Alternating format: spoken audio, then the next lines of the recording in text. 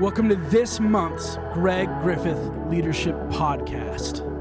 Join Greg Griffith as we together learn what it means to be leaders of our world as we faithfully love and faithfully lead. Like, share, rate, and review this podcast with your friends and others of influence, for they too are looking for people like you to help them lead and love day to day. Without further ado, here is your host, Greg Griffith.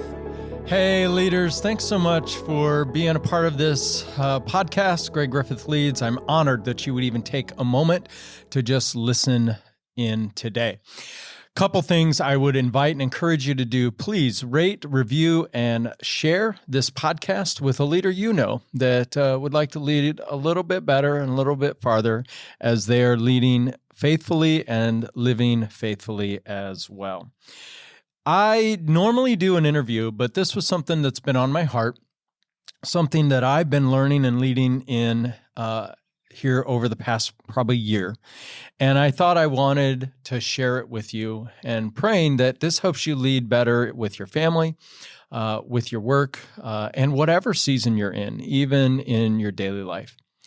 I don't know about you, but I could guess that you, like me, have found yourself constantly right now in the state of extreme polarization.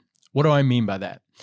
We are being consistently bombarded with the reality that every single thing is a hot potato, meaning that it's life or death. It is the most crucial thing that we could do.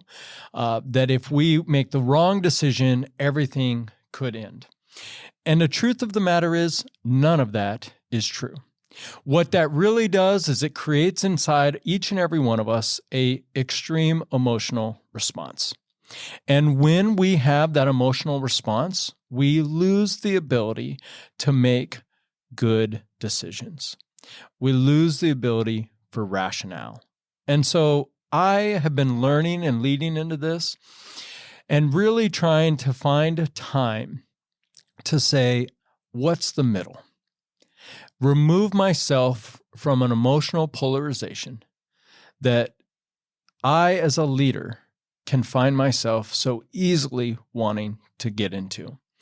Whether it's a decision for how our organization is going to go, whether it's how I'm leading as a parent to my children, or even whether it's a decision of what my wife and I do for vacation, we can find ourselves emotionally driven.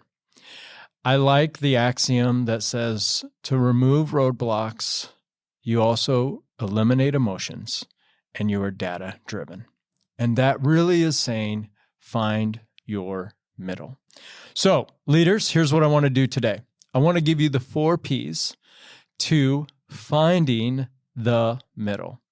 And the first P is perspective. Perspective really matters. If you believe that the perspective is that this is a life or death decision, that this is a decision that will ultimately affect how everything goes, then you have found yourself at the polar opposite of an extreme position. Take a breath. Take a moment and look at the perspective. Here's how I like to look at my perspective. First, I'm 46 years old. I have some life behind me. I have some life ahead of me. In the scheme of the world, my 80, 90 years is small.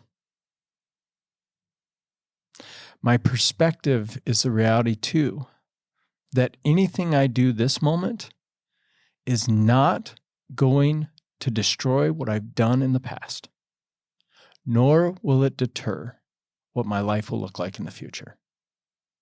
As a leader of an organization, I remind our teams consistently that whatever we decide today will not close our doors tomorrow. And whatever we do today will not keep us open. There was a place that was here well before us, And truthfully, this will be here well beyond us. So, a perspective that takes a breath and says, where is this really mattering? Helps us get to the middle. It removes our emotional, I have to do.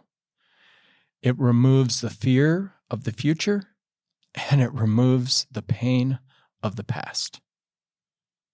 Know your perspective. Number 2, position. What is your role? This is so important. As a coach, when I coached basketball, I always told every single one of our players, you have a role. I have a role. I'm your coach. I can't play. I can't take the shots. My role is to help lead, encourage, and put you into positions of success. Some of you, your role is going to be to start. Some of you, your role is going to come off the bench. Some of you, your role is going to be to get our players ready through practice. What position do you have?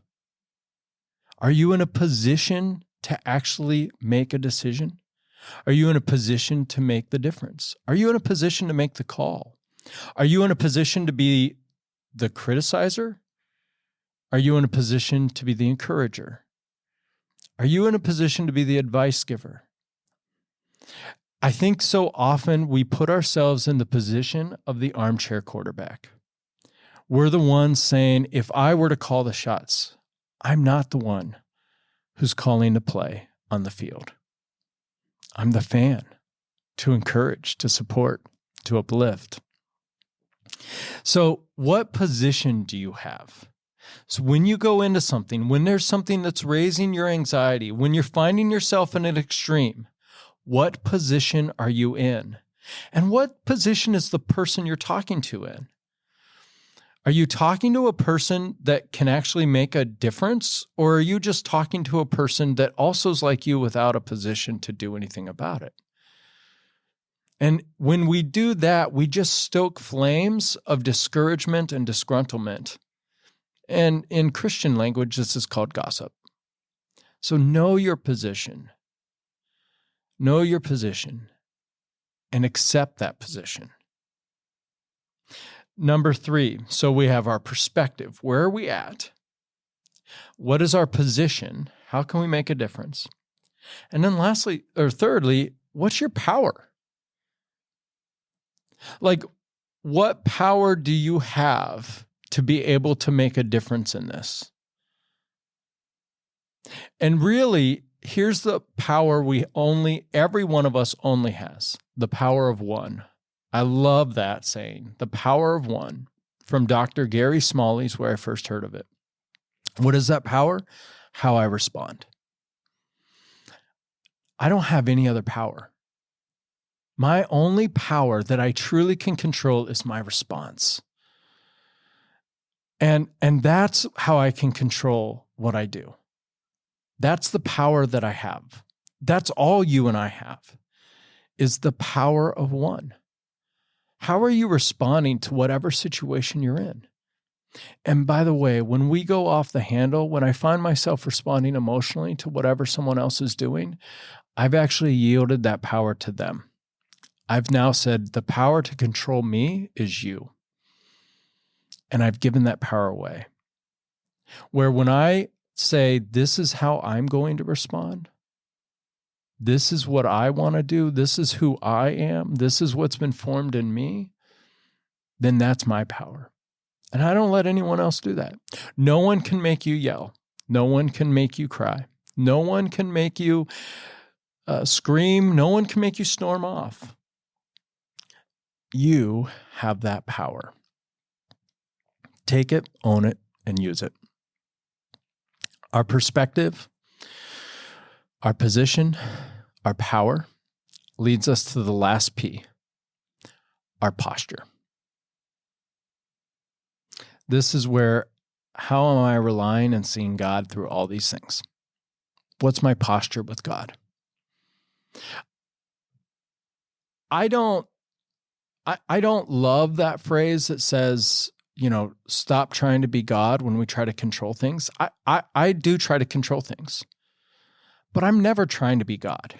Like, I know I'm not God, but I do try to control the outcome. So I'm not saying here that I'm trying to be God. What I am saying is I have to have the posture to yield myself to the will and the way of God, even though it might not be mine.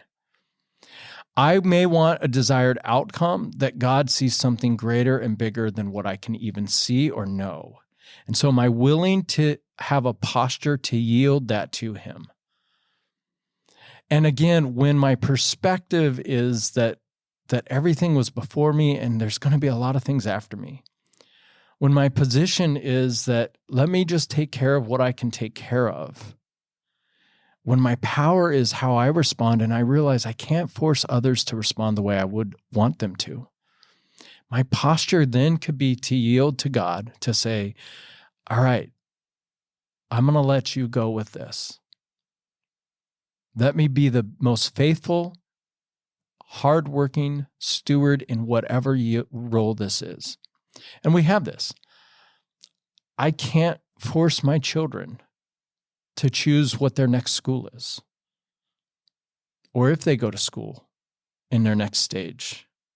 I can't force them to do a job. I think one of the biggest ways I see this happening is, and I haven't experienced it, but parents who are parenting adult children, they have to have a posture of yielding, of saying, I can't control this anymore. I can just influence, I can just love, I can pray, and I can yield them to God. Friends, leaders, when we live out this way, use these 4 P's: perspective, our position, our power, and our posture. We will find ourselves leading not on the polar opposite spectrums, but will lead through the middle. And I guarantee too, you will find, like I have been, just an emotional groundedness, a peace that surpasses all understanding, and a privilege each day to step into whatever it is, knowing your perspective, your position, your power, and your posture.